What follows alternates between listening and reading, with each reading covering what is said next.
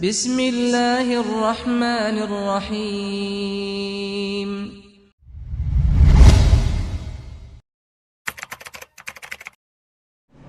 Bismillahirrahmanirrahim.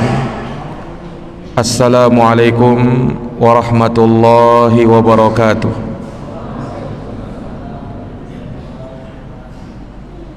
Alhamdulillah, alhamdulillahi rabbil alamin. Wa bihi nasta'inu ala umurid dunya waddin. Ashhadu an la ilaha illallah wahdahu la syarika lah, ilahul awwalina wal akhirin. Wa ashhadu anna Muhammadan abduhu wa rasuluhu shadiqul amin, sallallahu alaihi wa ala alihi wa sahbihi wa man tabi'ahum bi ihsanin ila yaumiddin wa sallama tasliman katsira. Subhanaka la ilma lana illa ma 'allamtana innaka antal alimul hakim. Allahumma 'allimna ma yanfa'una wanfa'na bima 'allamtana wa zidna ilma ya rabbal alamin. Rabbi shrah li sadri wa yassir li amri wahlul 'uqdatan min lisani yafqahu qawli. Amma ba'd. Ma'asyaral muslimin wal muslimat, Bapak dan Ibu sekalian, jamaah salat maghrib yang dirahmati oleh Allah. Alhamdulillah, alhamdulillahi bi ni'matihi tatimmus shalihat. Segala puji hanya bagi Allah yang karena nikmat-nikmatnya tertunai segala amal-amal kebajikan.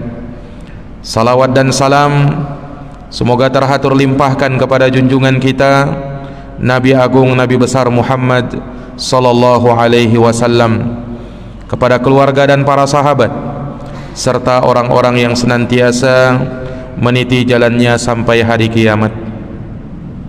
Ma'asyaral muslimin wal muslimat, Bapak dan Ibu sekalian, jamaah salat maghrib yang dimuliakan oleh Allah.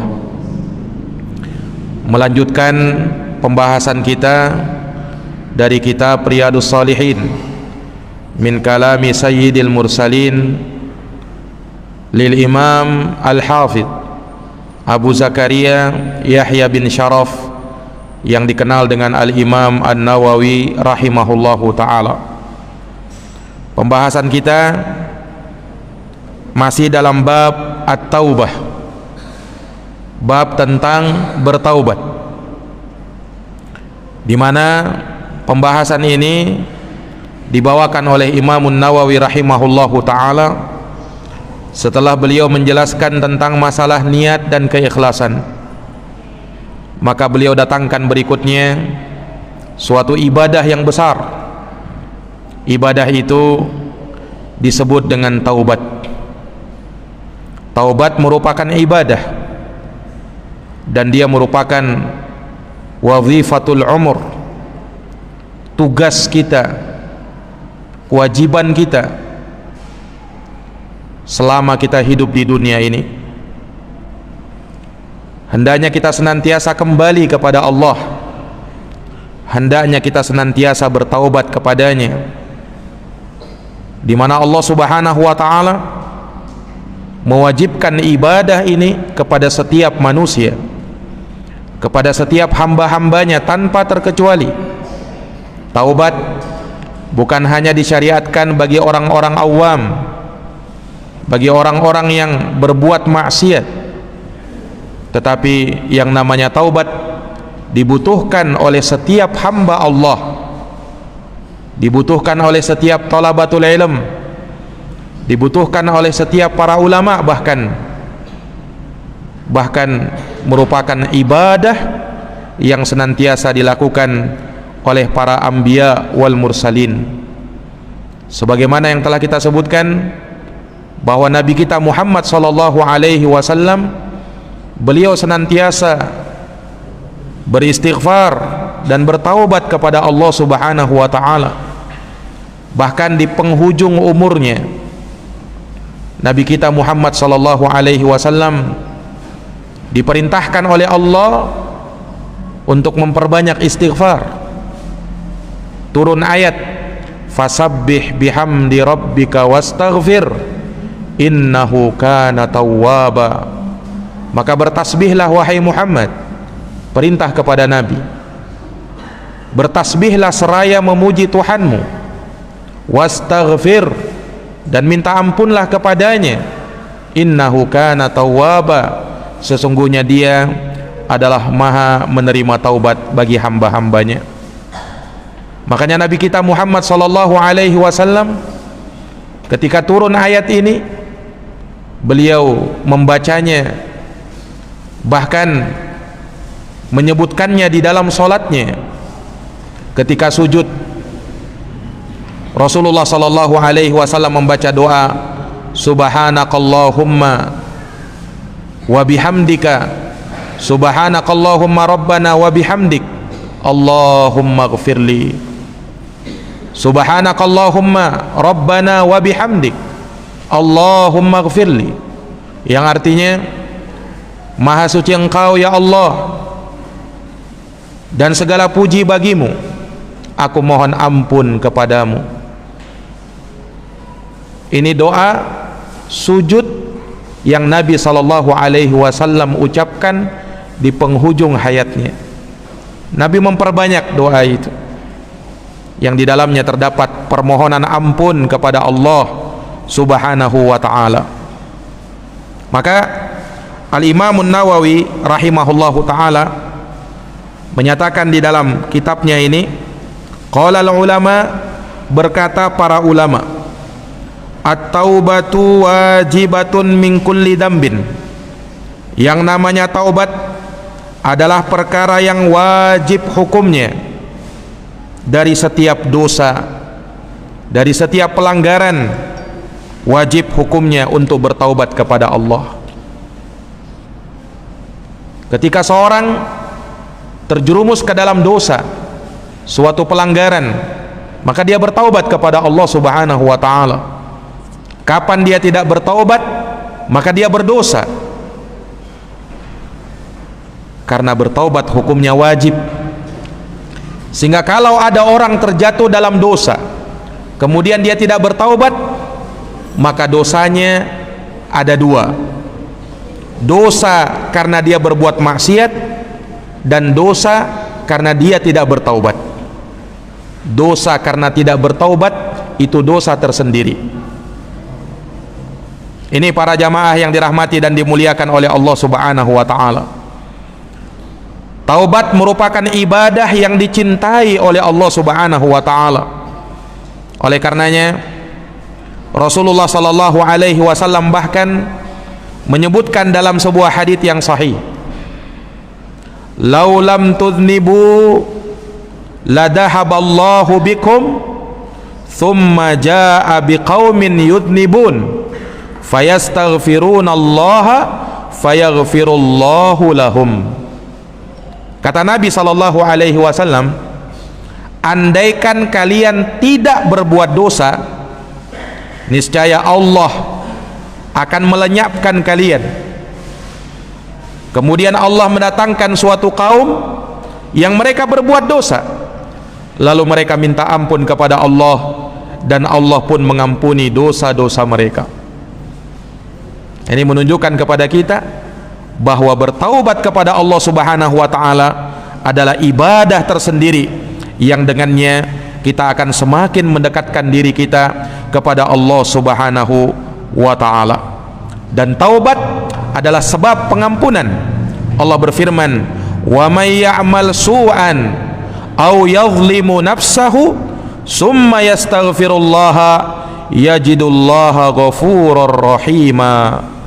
Barang siapa yang melakukan kejelekan atau dia menzalimi dirinya sendiri, lalu dia beristighfar kepada Allah, mohon ampun kepada Allah, maka dia mendapati Allah adalah zat yang maha pengampun lagi maha penyayang. Para jamaah yang dirahmati dan dimuliakan oleh Allah, Allah subhanahu wa ta'ala cinta kepada orang-orang yang senantiasa bertaubat kepadanya. Allah berfirman, innallaha yuhibbut tawwabin wa yuhibbul mutatahhirin.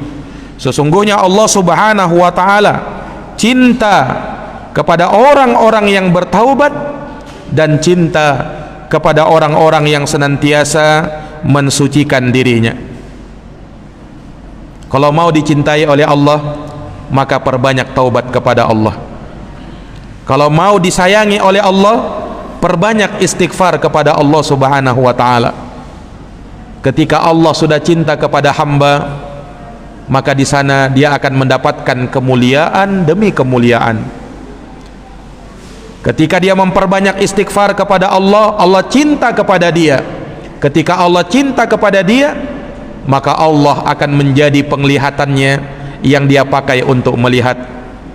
Allah akan menjadi pendengarannya yang dia pakai untuk mendengar. Allah akan jadi tangannya yang dia pakai untuk memegang. Allah akan jadi kakinya yang ia pakai untuk berjalan. Kalau dia minta, Allah beri. Kalau dia minta ampun, Allah akan ampuni.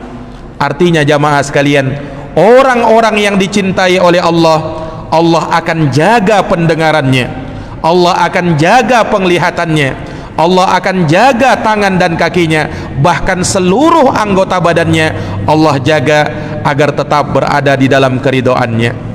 Ini kalau hamba sudah dicintai oleh Allah. Dan kecintaan Allah Subhanahu wa ta'ala kepada hamba itu datang manakala kita senantiasa dan sering bertaubat kepada Allah Subhanahu wa ta'ala. Para jamaah yang dirahmati dan dimuliakan oleh Allah Subhanahu wa ta'ala, maka bertaubat hukumnya wajib. Taubat itu kata ulama berasal dari kata taba yatubu, ai idza roja'a, apabila dia kembali. Orang yang bertaubat maksudnya dia kembali. Itu secara bahasa.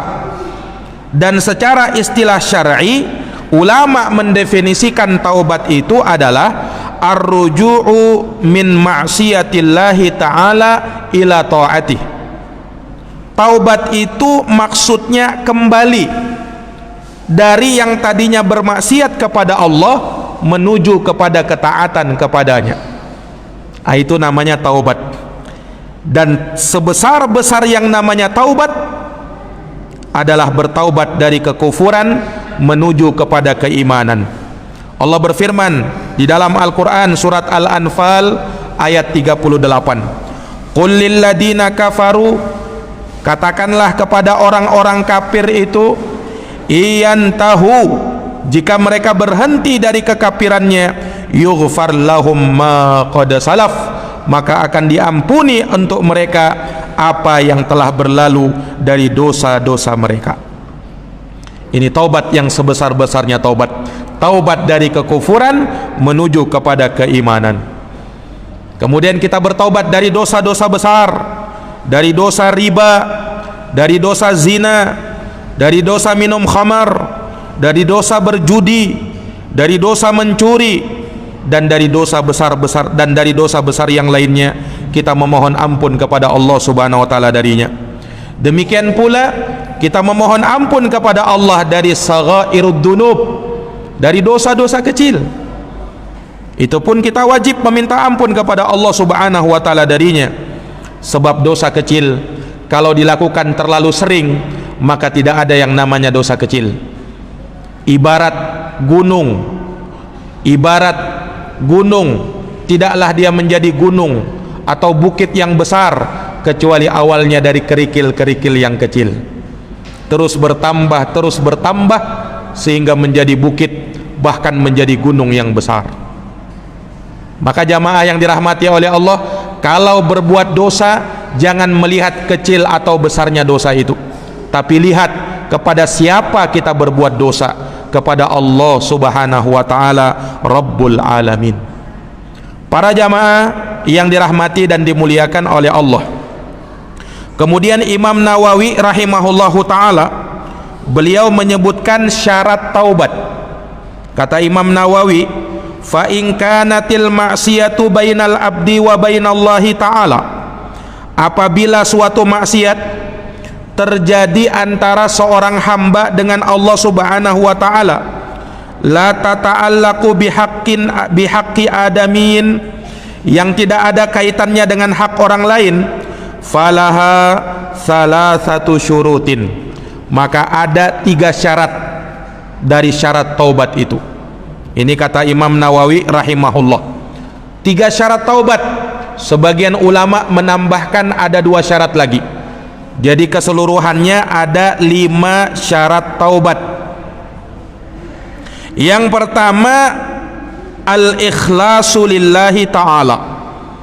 Orang yang taubat itu harus ikhlas, harus tulus, betul-betul mau taubat, tidak main-main dia taubat, betul-betul ikhlas dari dalam hatinya. Dia maksudkan dengan taubatnya itu wajah Allah subhanahu wa ta'ala dan pahala di sisi Allah subhanahu wa ta'ala. Jadi dia bertaubat bukan karena orang, bukan karena manusia. Dia bertaubat ikhlas karena Allah, bukan karena dia jatuh sakit akhirnya dia berhenti. Kenapa kau tinggalkan minum khamar? Sakit-sakit badanku. Kau tinggalkan itu gara-gara itu? Iya. Nah, kalau tinggalkan itu minum khamar gara-gara sakit badannya atau penyakit yang dideritanya, belum sah taubatnya. Masalahnya bukan sakit yang kau derita, masalahnya bukan efek dari maksiat itu, tapi masalahnya kau berbuat dosa, harus bertaubat kepada Allah. Entah penyakit itu datang kepadamu setelah kau berbuat maksiat atau tidak datang. Nah, ini para jamaah yang dirahmati dan dimuliakan oleh Allah. Jadi harus ikhlas karena Allah subhanahu wa ta'ala, bukan karena yang lainnya, bukan karena terpaksa, tapi betul-betul tulus dari dalam hati mau tobat. Ini syarat yang pertama. Syarat yang kedua, itu yang disebut oleh Imam Nawawi rahimahullah, ayyuqli'a ahaduha ayyuqli'a anil ma'siyah, yakni dia harus berhenti dari maksiat itu. Dia mau tobat kepada Allah, berhenti dari maksiat itu. Jangan sampai dia bilang saya tobat, tapi masih aja dia melakukan dosa itu. Nah, ini tidak jujur tobatnya ini. Kalau kau tobat berhenti, jangan pernah lakukan lagi. Nah, itu syarat taubat yang kedua. Yang ketiga, kata Imam Nawawi, ayyandama ala fi'liha, menyesal atas dosa yang pernah dia kerjakan. Harus ada penyesalan, bukan justru berbangga, bukan justru berbangga terhadap dosa yang pernah dia lakukan. Jangan, saya ini dulu peminum, bangga dia dengan hal tersebut. Tak boleh bangga, itu dosa, harusnya kita malu. Nah, kalau tidak ada penyesalan, maka belum sah taubatnya. Makanya dalam sebuah hadis yang diriwayatkan oleh Imam Ahmad, Rasulullah bersabda, an-nadamu taubatun, menyesal itu taubat. Artinya kalau kau tak menyesal, belum bertaubat namanya. Orang bertaubat itu betul-betul menyesal dia. Kenapa dulu saya begini? Menyesal, betul-betul menyesal. Nah, kalau ada penyesalan, baru taubat. Ada orang yang saking menyesalnya dia menangis. Nah, menyesali, betul-betul menyesali. Nah, dengan dia menyesal, maka tanda Allah terima taubatnya dia. Kemudian syarat berikutnya, ayya'zima alla ya'uda ilaiha abada, fa in fuqida ahadus salasah lam tasihha taubatuh. Yakni dia berazam, ini syarat keempat, bertekad kuat untuk tidak kembali melakukan dosa itu. Harus ada tekad kuat di dalam hati, tidak mau lagi melakukan dosa itu. Tapi kalau dia bilang saya tobat, tapi dalam pikirannya kalau ada kesempatan lagi saya lakukan itu, nah ini belum sah tobatnya ini. Kenapa? Belum ada azam, belum ada tekad kuat di dalam hati mau tobat. Kalau orang tobat, serius tobat, betul-betul tobat, maka dia kuatkan tekadnya di dalam hati, tidak mau lagi mengulanginya. Walaupun ada kesempatan, dia tidak mau lagi menyentuhnya. Itu yang namanya tobat. Ini para jamaah yang dirahmati dan dimuliakan oleh Allah. Dan syarat yang kelima, dia tobat selama masih ada waktu. Dia tobat selama masih ada waktu. Dan pintu taubat dibuka lebar oleh Allah Subhanahu wa ta'ala selama belum muncul dua hal. Kalau sudah muncul dua hal, tidak guna lagi yang namanya tobat. Yang pertama, apabila nyawa sudah sampai di tenggorokan, kematian sudah di depan mata, baru dia istighfar. Tidak guna lagi tobat. Tsunami sudah mau menerjang di depan matanya, baru dia astagfirullah, astagfirullah, astagfirullah. Tidak guna tobat ketika itu. Seperti tobatnya Fir'aun, Pak.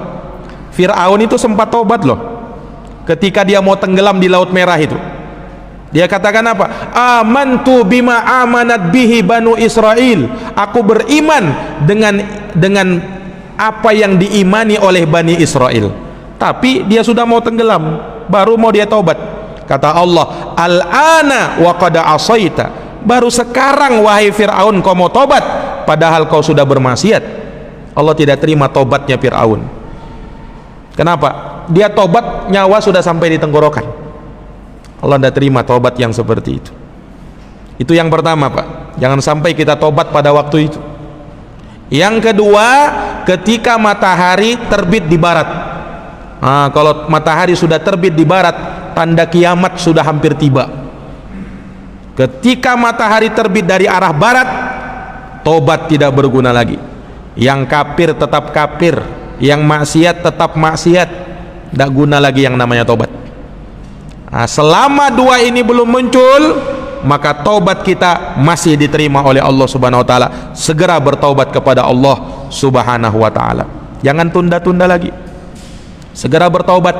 Ada orang itu, nanti Ustadz saya tobat, nanti tunggu pensiun dulu baru mau tobat. Nanti saya tobat tunggu tua dulu baru saya mau tobat. Subhanallah. Nah, tidak ada yang bisa menjamin diri kita nanti bisa tobat. Nanti Ustadz saya tobat tunggu bulan Ramadan. Ini masih bulan Safar, ini masih jauh Ramadan. Nanti Ramadan saya tobat. Itu namanya talbis iblis, tipu daya syaitan kepada dirinya. Nanti tiba Ramadan, tidak juga dia tobat-tobat. Lepas dari bulan Ramadan, tunggu Ramadan berikutnya lagi baru mau tobat. Itu namanya talbis iblis, tipu daya setan supaya kita itu menunda-nunda tobat. Tobat itu jangan ditunda-tunda, Pak. Yang namanya taubat, kata para ulama, alal faur, wajib untuk disegerakan. Makanya Allah berfirman kan, wasari'u ila magfiratim min rabbikum. Ayo bersegera, ayo bercepat-cepat menuju kepada ampunan dari Tuhan kalian. Menunjukkan yang namanya taubat disegerakan, jangan ditunda-tunda. Nunggu pensiun, kapan kau pensiun? Nah, nunggu pensiun Ustaz, tunggu tua. Nggak ada jaminan ya kita bisa bertaubat di penghujung umur kita, dan tidak ada jaminan kita bisa sampai pensiun masih hidup. Tidak ada jaminan. Sehingga taubat itu harus tetap dijalankan dan segera untuk dilaksanakan sebelum datang dua perkara tadi. Selama dua perkara itu belum muncul, maka taubat Allah Subhanahu wa ta'ala terima dari hamba-hambanya. Jamaah yang dirahmati dan dimuliakan oleh Allah, kata Imam Nawawi setelah menyebutkan syarat-syarat taubat tadi, fa in fuqida ahadus salasa lam tasihha taubatuh. Kalau tidak terpenuhi syarat-syarat taubat tadi, maka tidak sah taubatnya, kata Imam Nawawi. Maka harus terpenuhi syarat tadi, 5 syarat taubat tadi. Ikhlas karena Allah, dia tinggalkan dosa itu, dia sesali dosa itu, punya tekad kuat untuk meninggalkan dosa itu, dan dia bertobat selama masih ada waktu. Kalau dia lakukan syarat-syarat taubat, insyaallah ta'ala Allah akan terima taubatnya. Nah, ini kaitannya kalau dosa itu antara hamba dengan Allah. Taubatnya itu syaratnya tadi. Tapi kalau maksiat yang dia lakukan, kezoliman yang dia lakukan, kaitannya dengan orang lain, ditambah satu syarat lagi. Kata Imam Nawawi, wa in kanatil ma'siyatu tata'allaqu bi adamiyin fasyurutuha arba'atun. Apabila maksiat itu berkaitan dengan orang lain, maka ditambah satu syarat lagi, kata beliau. Syarat yang tadi disebutkan hadhihi salasa wa an yabra'a min haqqi sahibiha.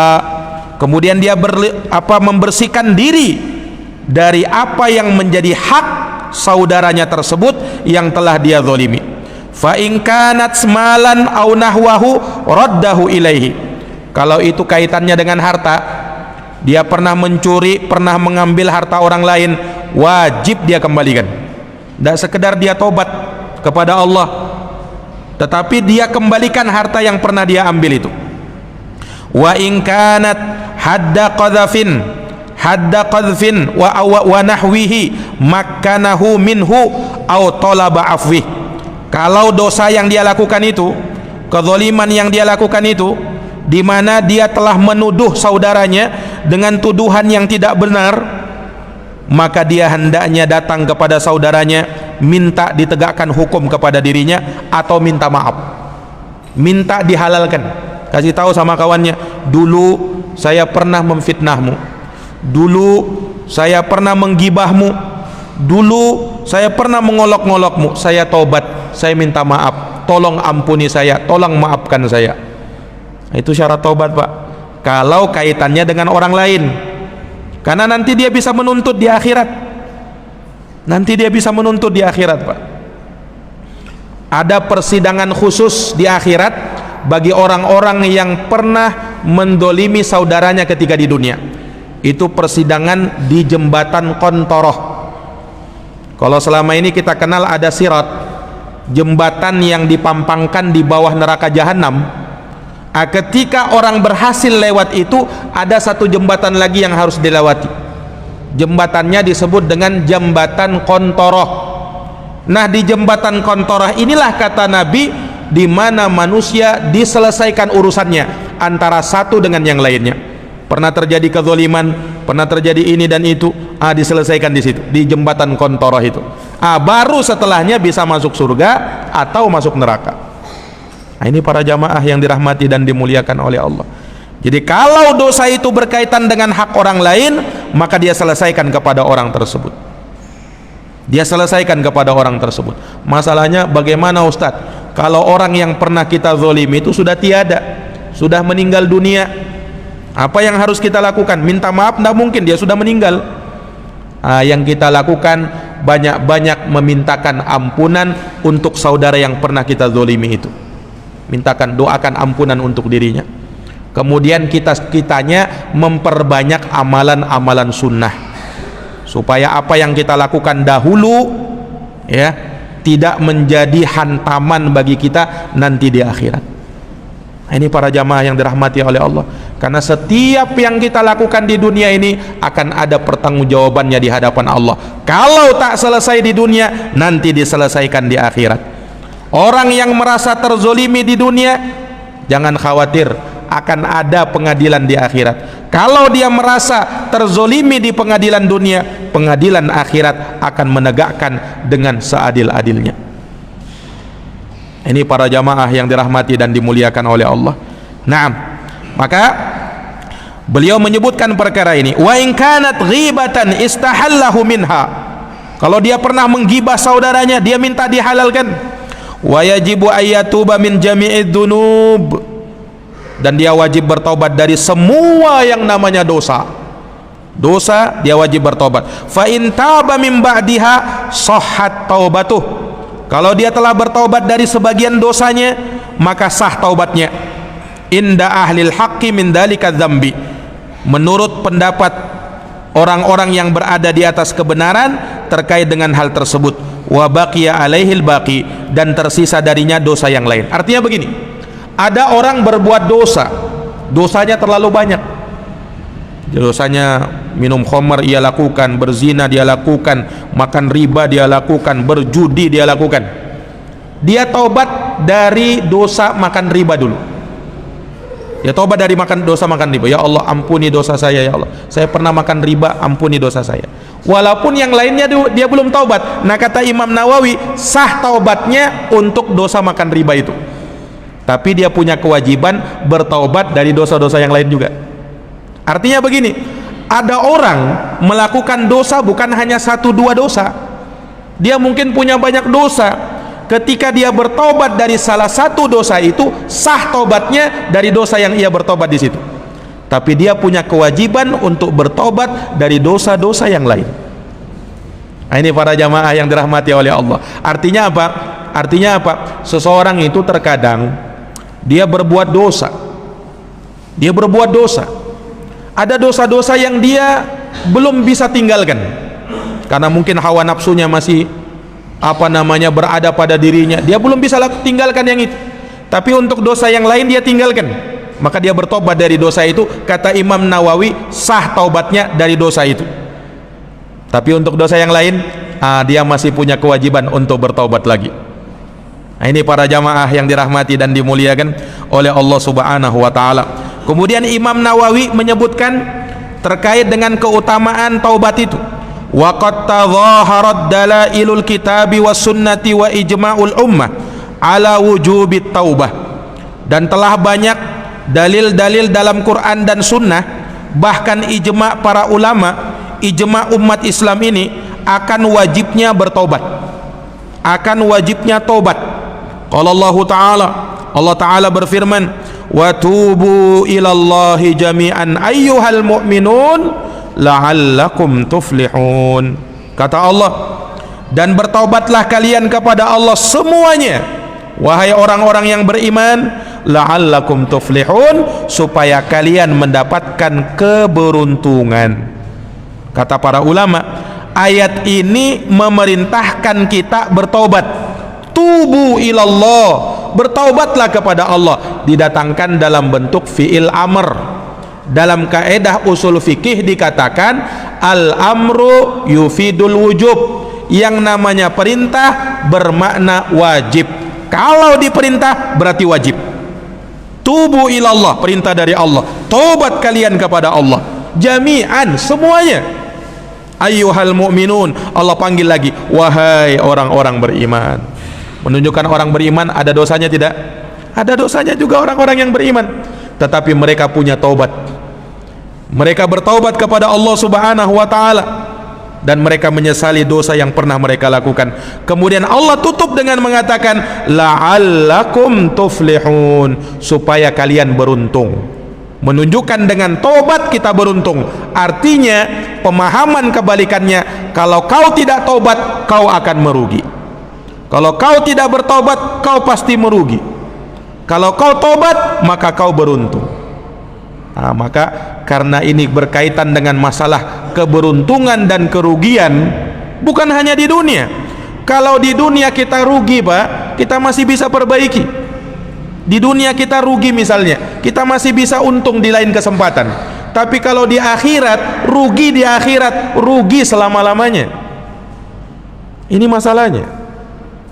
Nah, orang yang bertaubat dialah orang-orang yang beruntung. Yang tak bertaubat dia yang merugi. Di mana Ustadz? Di akhirat. Nah, kalau di akhirat untung rugi itu sekali untung, untung terus itu. Kalau sudah rugi, rugi selama-lamanya. Na'udzubillahi min dzalik. Para jamaah yang dirahmati dan dimuliakan oleh Allah, maka beruntunglah orang-orang yang bertaubat kepada Allah Subhanahu wa taala. Naam. Kemudian ayat tadi di dalam surat An-Nur ayat 31. Wa qala ta'ala, beliau membawakan satu ayat, wa anistaghfiru rabbakum thumma tubu ilaihi, dan beristighfarlah kalian kepada Tuhan kalian, kemudian bertaubatlah kalian kepadanya. Para jamaah yang dirahmati oleh Allah, ya, saking pentingnya ibadah taubat ini, sampai-sampai ada namanya solat taubat. Ada namanya, Pak, solat sunnah taubat.